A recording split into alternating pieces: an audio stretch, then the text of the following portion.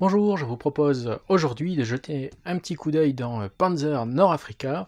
Donc c'est une extension, mais bonne nouvelle, c'est aussi un jeu qui peut se jouer tout seul.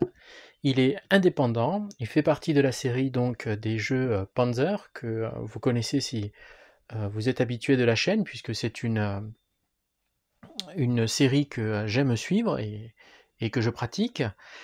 Donc voici le nouvel opus de cette série, donc toujours par James Day et cette fois-ci Fernando Solaramos aux manettes, donc publié chez GMT. Donc c'est un jeu donc sur le front d'Afrique du Nord, et c'est un jeu au niveau de l'escouade, donc de petites unités, que ce soit d'infanterie ou de blindés.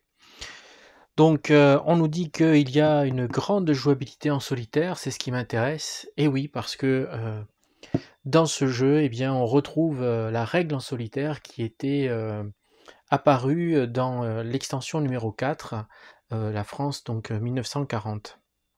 Donc c'est une excellente nouvelle. Donc voilà, pour 14 ans et plus, 2 joueurs, 1 heure et plus de jeu par partie. On va s'attarder sur le matériel. Donc les dés, des petits sachets, c'est toujours bienvenu pour pouvoir ranger les différents compteurs, pions et autres marqueurs. On va d'abord commencer par les cartes, donc il y en a pas mal. Donc 1, 2, 3, 4, 5 et 6, qui sont bien sûr recto verso, et qui sont donc assez larges. Voilà. Et qui donc sont assemblables. Donc ça nous promet une carte de jeu assez grande. On peut jouer sur plusieurs cartes, soit 3 cartes assemblées, soit une seule parfois. Et puis lorsqu'on aura les 6 assemblées, eh bien ça donnera une table particulièrement grande. Donc toujours bonne qualité au niveau des cartes. Voilà. Et tout de suite, ce qui s'ajoute, eh bien ce sont des overlays. Donc on en a ici un exemple. On rajoute, on enlève et on rajoute selon le scénario sur la carte pour apporter une différence au niveau de la carte. Donc voilà, ils sont recto et il y en a donc un certain nombre. Voilà. Donc ça promet une diversité dans la carte qui est assez importante et qui va permettre donc de modifier l'aire de jeu d'une façon assez intéressante, comme vous pouvez le voir.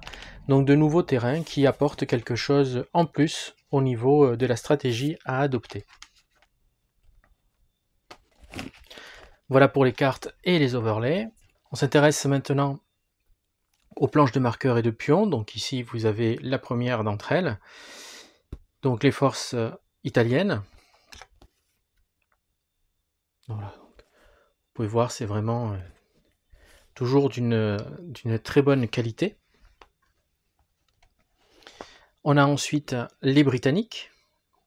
Alors, je vous laisse regarder avec donc des officiers. Les Allemands. Voilà, toujours des blindés. Hop, je suis trompé de sens. Voilà. Donc elles sont toujours recto verso. On va passer un peu plus vite sur le reste. Donc on a l'infanterie, toujours des blindés allemands.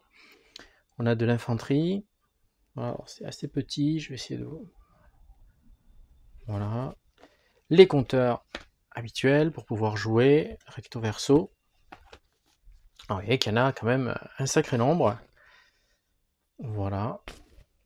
Et on termine par les aides de jeu de ce côté. Après on s'intéressera au reste. Donc les aides de jeu. Voilà.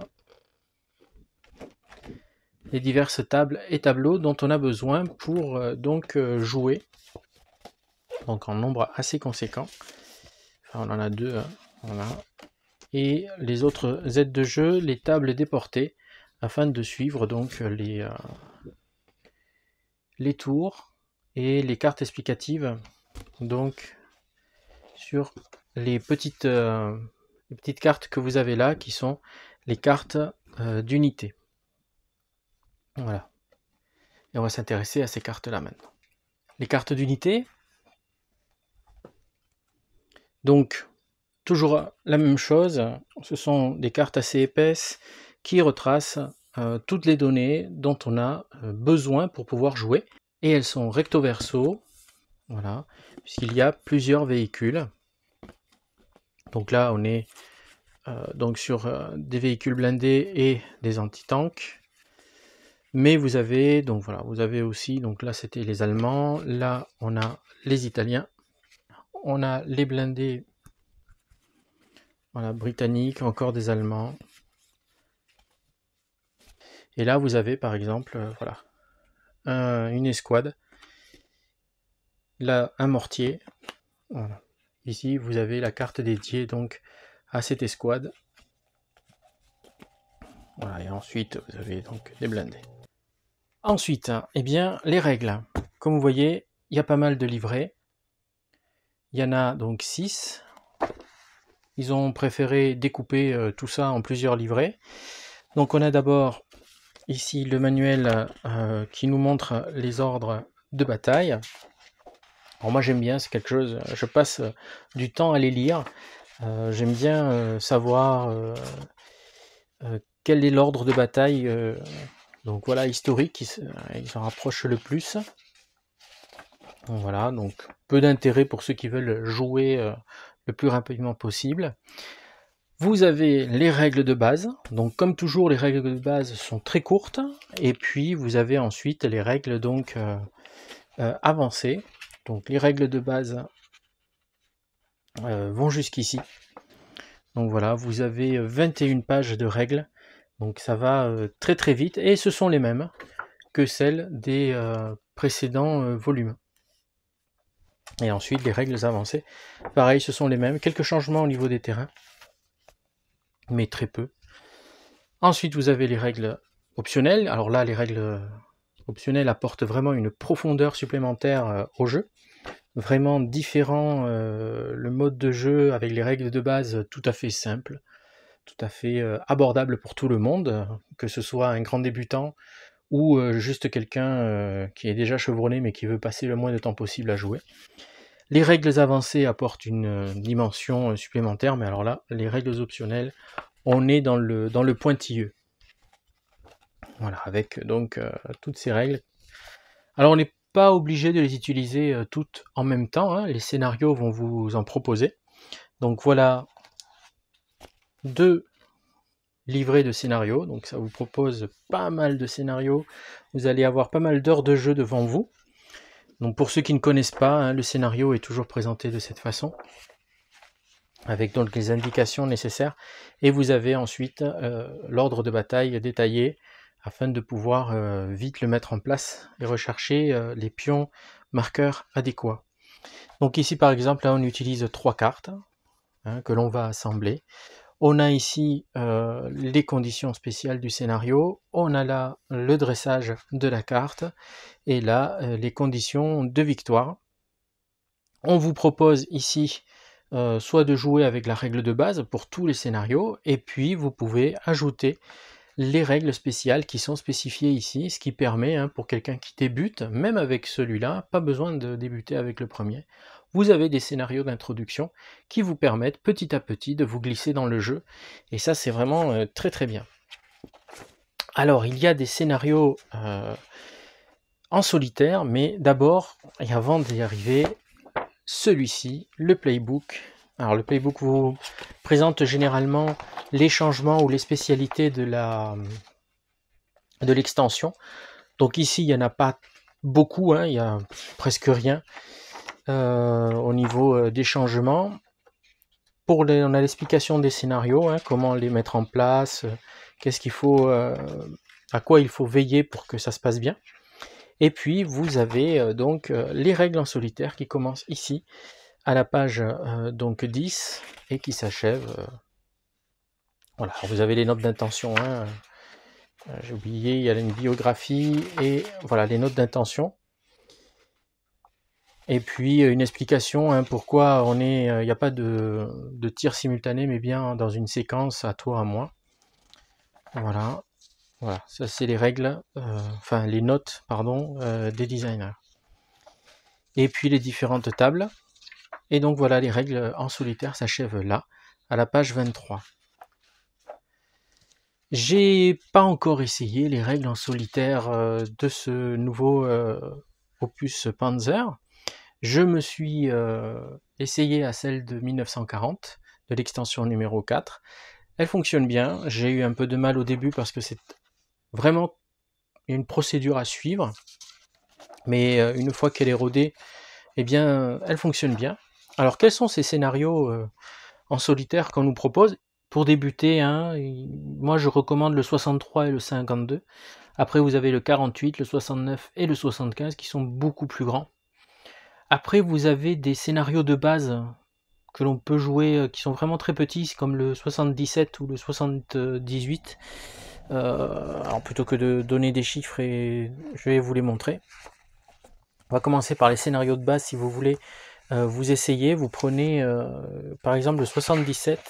Comme vous voyez, il y a très peu d'unités, hein, et donc c'est un excellent moyen de commencer. Surtout ici aux conditions spéciales, vous pouvez le faire d'abord de base, et puis ensuite vous pouvez rajouter les quelques règles spéciales hein, qui sont soit optionnelles, soit avancées. Et vous avez donc de quoi vous initier très rapidement avec celui-ci, et puis donc le suivant, le 78 qui lui aussi est petit. Donc voilà, moi si j'étais un débutant, eh bien je commencerai par ces deux scénarios-là, et avec les règles de base, et ensuite appliquer les règles qu'on me donne ici, une, puis deux, puis la totale. Et après vous êtes prêt à attaquer. Alors pour les scénarios en solitaire, moi je commencerai par le 63. On y est, donc voilà le 63. Alors il est jouable aussi, si vous voulez le jouer autrement, vous pouvez hein, à deux, mais bon, il est prévu pour les règles en solitaire. Hein, voilà. Ce scénario est prévu pour l'usage de Panzer Solitaire Rules. Donc c'est un scénario que je pense essayer, afin de voir un peu comment se passe ce scénario en solitaire avec donc cette extension. Donc voilà, vous avez ce scénario-là pour débuter, me semble très très bien après une première lecture. Vous avez ensuite le scénario qui est dans le premier, qui est le numéro 52. Le scénario 52, donc c'est l'offensive du 31 mars 1941, donc par Rommel, c'est sa première offensive.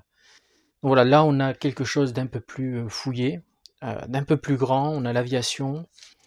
Voilà, celui-là il risque d'être très intéressant, donc pareil, hein, il a été écrit spécialement pour les règles en solitaire. Après, une fois que vous êtes bien rodé, que vous avez bien fait ces deux scénarios, eh bien vous pouvez à ce moment-là vous attaquer donc au scénario 48. Voilà, vous voyez déjà les forces en présence sont un peu plus nombreuses.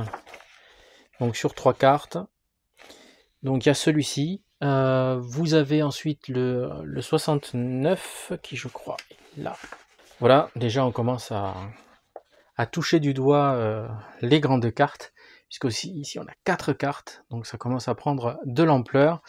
On a beaucoup de conditions spéciales, donc pas mal de choses qui changent, donc lui aussi est prévu pour le solitaire.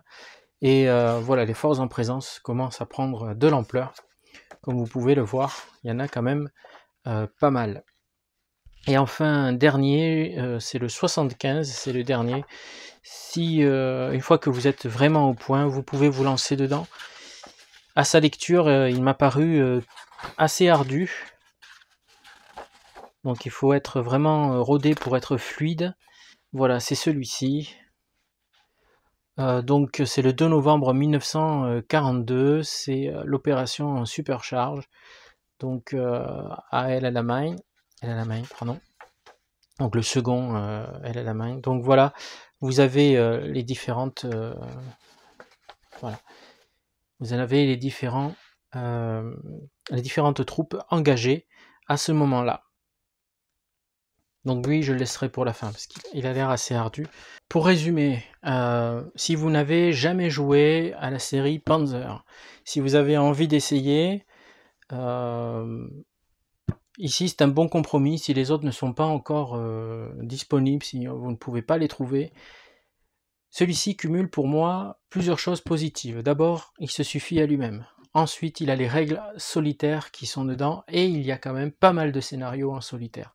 Alors les autres, vous pouvez les jouer en solitaire aussi, mais pas avec le système solitaire. Vous pouvez faire jouer les deux camps. Alors que les scénarios qui sont prévus avec la règle solitaire, eh bien, ils sont prévus pour être joués seuls contre donc le petit robot, hein, la petite intelligence artificielle qu'il y a à l'intérieur. Donc pour moi, ce sont deux points positifs. Ensuite, eh bien, c'est toujours de la très bonne qualité au niveau du matériel. J'ai hâte d'y jouer. Alors dans mon calendrier de jeu, je ne peux pas trop déplacer de choses qui sont déjà prévues, mais voilà, je pense que d'ici la fin de l'année, je l'aurai posé sur la table, j'aurai essayé, et puis au détour d'une petite vidéo, je vous montrerai comment fonctionne donc cette fois-ci le système euh, solitaire, puisque c'est vraiment celui qui, pour moi, fait l'intérêt de cette série. Dans ma collection, maintenant qu'on peut jouer en solitaire, donc je vous rappelle, il y en a deux qui sont possibles.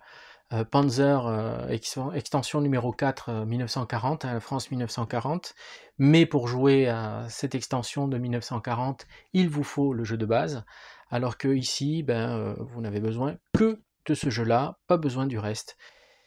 Donc voilà, donc si vous débutez, si vous avez envie d'essayer Panzer, qui est une règle évolutive, puisque vous pouvez commencer par la base, et puis vous avancez petit à petit dans la difficulté, je vous le conseille.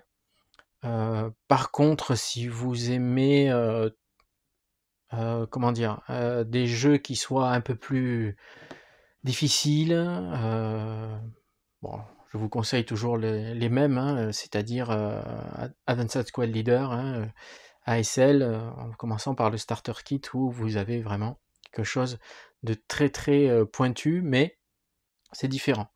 Moi, ce que j'aime bien dans celui-là, c'est qu'on peut jouer facilement avec des débutants, monter petit à petit la difficulté, et ça, c'est quelque chose d'intéressant.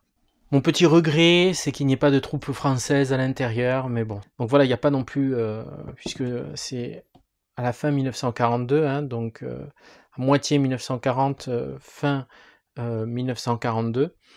J'espère qu'il y aura une extension prévue, avec bien sûr les Américains et pourquoi pas d'autres nations comme la France. Je vous remercie de m'avoir suivi sur cette petite ouverture, vraiment très modeste. Je voulais m'attarder sur le côté en solitaire, puisque c'est vraiment moi ce qui m'intéresse. Je vous remercie pour vos retours, je vous remercie pour vos likes et vos encouragements, et puis n'hésitez pas à parler de la chaîne autour de vous. Merci encore pour vos abonnements, et puis je vous dis à bientôt, merci beaucoup, et d'ici là, bon jeu!